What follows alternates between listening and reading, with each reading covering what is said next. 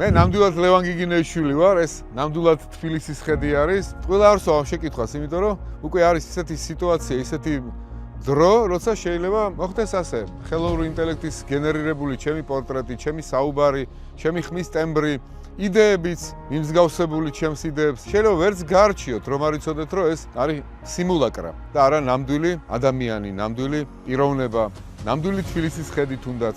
უცბად მოვიდა ეს ეპოქა ჩვენთან. რა გამოწვევები აქვს ამას? სად არის ზღვარი ნამდვილსა და გამოგონილს შორის, ნამდვილსა და ხელოვნური ინტელექტის შექმნილს შორის? რას შეიძლება ამას დაუპირისპიროთ? როგორ შეიძლება სუროგატი ურთიერთობებისგან თავი დავიზღვიოთ და ნამდვილი ურთიერთობები არ დავკარგოთ? და სწორედ აი ასეთ საჭირბოროტო დროითი გამოწვევების სამსახურ საკითხებზე ვისაუბრებთ საბავშვო ზაფხულის ბანაკში, რომელსაც ორგანიზაციას უკეთებს სიტყვის აკადემია, კაჭრეთ ამბასადორში. სადაც საუკეთესო პირობები იქნება ზუსტად ასეთი ჩაფიქრებებისთვის და ცელი მსჯელობებისთვის. თქვენს კომენტარებში დაწერეთ სიტყვა ბანაკი და სიტყვის აკადემია დეტალურ ინფორმაციას გამოგიგზავნით ამ ბანაკის შესახებ.